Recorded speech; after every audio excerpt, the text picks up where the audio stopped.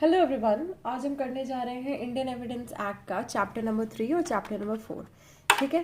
Chapter number 3 की heading है facts which need not be prove. ठीक है, वो फैक्ट्स जिनको प्रूव करने की जरूरत नहीं है। और चैप्टर नंबर 4 जो है वो बात करता है ऑफ ओरल एविडेंसेस की।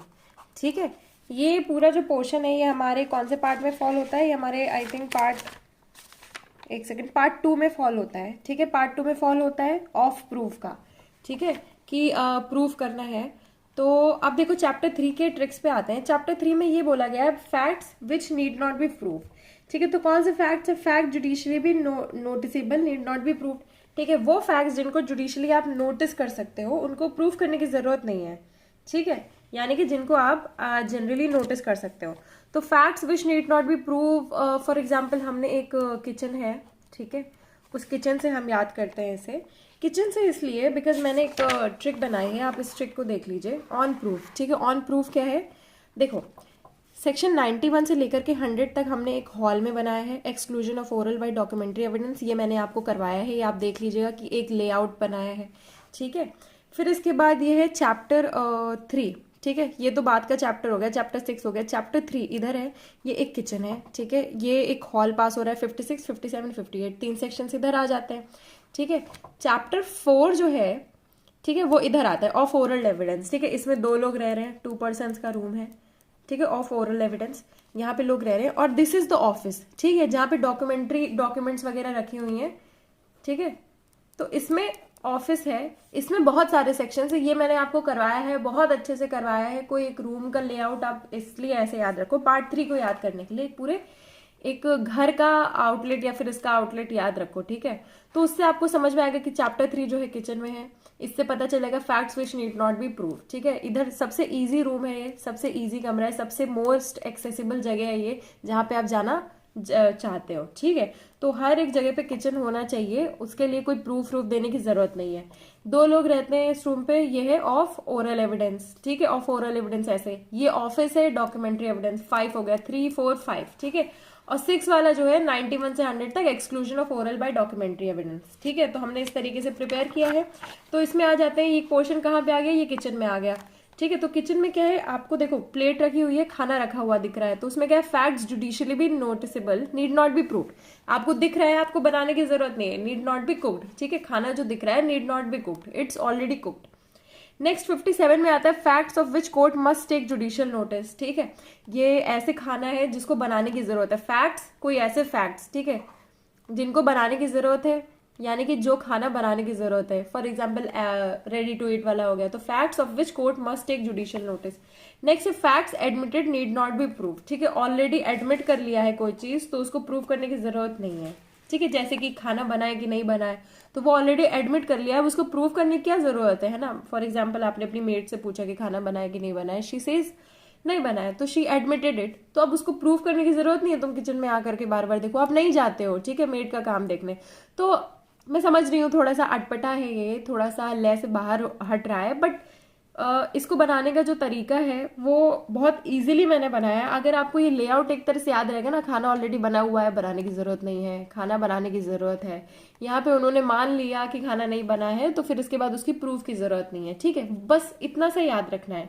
अब हम जाते हैं इसके पेरेट के प्रोविजंस पे। ठीक है, तो सेक्शन नंबर 56 है, वो बात करता है फैक्ट्स जुडिशियली भी noticeable need not be proved. उससे क्या है? No fact of which the court will take judicial notice need not be proved. जो उस फैक्ट का कोर्ट क्या करेगा? जुडिशियल नोटिस लेगा ही, तो उसको प्रूव करने की क्या जरूरत है ना। तो इसमें क्या है? और एज सच इसमें कुछ स्पेशल नहीं है। ठीक है, इसमें कमेंट में देख लेते हैं, judicial notice of fact that में blind person have acquired great academic distinctions can be taken by the court. ठीक है, ब्लाइंड पर्सन वाला जो है, मैनी ब्लाइंड पर्सन्स के जिन्होंने अक्वायर किया है, तो उसकी judicial notice may be taken by the court. Next इसके बाद है 57 facts of which court must take judicial notice. अब ये क्या? मस्ट, बनाना जरूरी है उस खाने को, वरना वो कुक्ड नहीं होगा। ठीक है, तो court shall take judicial notice of the following facts. कौन कौन से फैक्ट्स की जुडिशियल नोटिस लेगा? उसकी एक काफी सीरीज है। And the list is non exhaustive, ठीक है। देखो पहला क्या है, ऑल लॉज इन फोर्स। देखो जनरली क्या होता है, कोर्ट को पता होता है कौन से लॉज हैं, कौन से पब्लिक एक्ट्स हैं, कौन से आर्टिकल्स हैं, articles of war, Indian army navy वाला, ठीक है, पार्लियामेंट की प्रोसीडिंग्स वगैरह, ठीक है, sign manual of the sovereign of the time, United Kingdom's के साइन वगैरह, ठीक है, seals of which English courts take judicial notice, ठीक है, इंग्लिश कोर्ट्स में जो भी चीजें थी। फिर इसके बाद accession to office, names, titles, functions and signatures, ठीक है, of the person filing for the time being any public office, ठीक है, पब्लिक ऑफिस में कोई इंसान है तो उसके नेम, टाइटल, फंक्शन सबको पता रहते हैं, जैसे कि फॉर एग्जांपल यूपी गवर्नमेंट तो उत्तर प्रदेश गवर्नमेंट में सारी चीजें होंगी। Existence, title and national flag of every state और sovereign recognise by the government of India, ठीक है, जो भी गवर्नमेंट ऑफ इंडिया रिकॉग्नाइज करती है वो सारे नेशनल फ्लैग वगैरह उन्हें पता ही होंगे। Divisions of time, that geographical divisions of the world and public festivals, fast and holidays, ठीक है, ये भी गवर्नमेंट को पता होता है। गवर्नमेंट का कैलेंडर नहीं होता कि इस दिन ये होगा उस दिन वो होगा, उनको सारी चीजों के बारे में पता रहता है। Territories under the dominion of government of India, ठीक है, टेरिटरीज जो भी उनके अंडर, अब तुम उन्हें अपने घर के बारे में तो पता ही होगा ना कि उनकी टेरिटरीज कितनी कितनी है। Names of the members of the officers of the court and of their deputies, ठीक है, ऑफिसर्स ऑफ द कोर्ट वगैरह के बारे में सब कुछ पता ही होगा। Rule of the road on land और एट सी, ठीक है, ट्रैफिक रूल्स वगैरह हो गए, फॉर एग्जांपल सी रूल्स वगैरह हो गए, जैसे कि टेरिटोरियल डिस्प्यूट्स वगैरह, उनसे रिलेटेड जितने रूल्स हैं अब उनको पता ही होंगे। तुम्हें हर चीज स्टेट करने की जरूरत नहीं है इस आर्टिकल में ये है, मतलब तुम्हें पूरी लॉ की क्लास देने की जरूरत नहीं है। उन्हें जनरल सेंस, उनके पास क्या इन्फॉर्मेशन होगी, जनरल जीके होगी, ठीक है, लीगल नॉलेज होगी, ठीक है। तो यही दो चीजें जो है ये आपके यूपी जुडिशरी में पूछी जाती हैं, ठीक है, तो इतनी नॉलेज आपको होनी चाहिए। फिर इसके बाद if the court is called upon by any person to take judicial notice of any fact, it में refuse to do so unless and until such person produces any such book or documents as it may consider necessary to enable it to do so।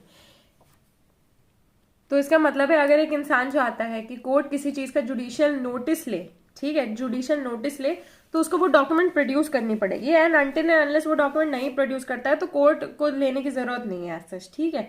अब इसमें एक और चीज थी कि ये सारी चीजें जो हमने पढ़ी है इसके साथ साथ क्या है, कोर्ट को जो है पब्लिक हिस्ट्री, लिटरेचर, साइंस वगैरह के बारे में the court may resort for its aid to appropriate books और डॉक्यूमेंट्स ऑफ द रेफरेंस, ठीक है।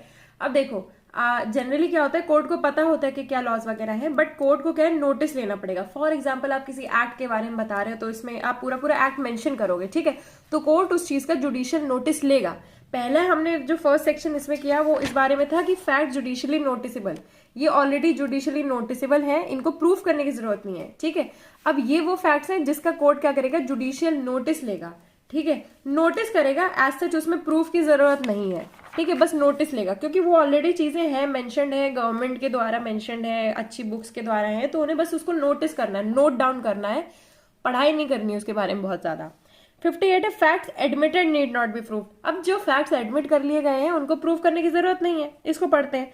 No fact needed to be proved in any proceeding which the parties thereto or their agents agree. Party और agent दोनों agree करते हैं, ठीक है, तो उसको क्या करना है, कैसे एग्री करते हैं, agree to admit by any writing under their hands by any rule of pleading, ठीक है, at the time they are deemed to have been admitted by the pleadings, ठीक है, provided that the court may in its description require the facts admitted to be proved otherwise than by such administration, admissions, ठीक है।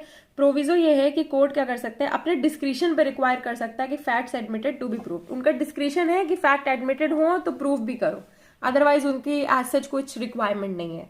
अब हम आते हैं chapter 4 के tricks पे। चैप्टर 4 हमने इस वाले पोर्शन पे किया था, ठीक है, इस वाले पोर्शन पे ऑफ ओरल एविडेंसेस। अब इसमें क्या है, 2 ही सेक्शंस है, ज्यादा सेक्शंस नहीं है। तो पहला क्या है, proof of fact by oral evidence. Generally क्या है, तुम कि 2 लोग हैं, 2 लोग एक रूम में हैं, वो लोग बातें कर रहे हैं, तो क्या है, proof of fact by oral evidence, वो प्रूफ मांग रहे हैं, ठीक है, ओरल एविडेंस है, बताओ तुमने ऐसा ऐसा काम किया, ठीक है, ओरल एविडेंस है, वो मांग रहे हैं, प्रूफ मांग रहे हैं, ठीक है, तो वो बताएंगे कि हाँ ऐसा ऐसी बात थी। नेक्स्ट है oral evidence must be direct, ठीक है, ओरल एविडेंस जो है मस्ट बी डायरेक्ट होना चाहिए, डायरेक्टली तुम आप उसको कन्वे कर दो, ठीक है, तो डायरेक्ट आप ओरल एविडेंस दे रहे हो, oral evidence must be direct, यानी कि आप किसी चीज का एविडेंस दे रहे हो तो आपको डायरेक्टली वो चीज सुनी होनी चाहिए, ये नहीं कि अरे उसने बताया था, फलाने ने बताया था, फलाने के थ्रू, ये ऐसा कुछ नहीं होना चाहिए। 59 में है कि ओरल एविडेंस जो होता है उसका proof of fact by oral evidence कौन कौन से फैक्ट्स है। नेक्स्ट है कि oral evidence must be direct. अब हम आते हैं इसके बैरेक्ट के प्रोविजंस पे।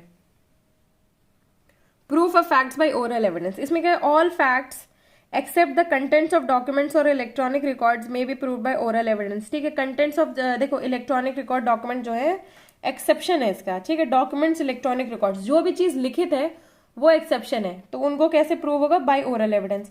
नेक्स्ट है section number 60, oral evidence must be direct. इसमें क्या, oral evidence must in all cases whatever be direct, that is to say. अब देखो ओरल एविडेंस डायरेक्ट कैसे हो सकती है? जिसने देखी है वो, जिसने सुनी है वो, जिसने परसीव की है अपने किसी सेंस से वो, या फिर if it refers to an opinion, ठीक है। अगर किसी का ओपिनियन है तो जो ओपिनियन देने वाला है, ठीक है, वो जिसने होल्ड किया है ओपिनियन को, ठीक है, ऑन दोज ग्राउंड्स, ठीक है, उसको।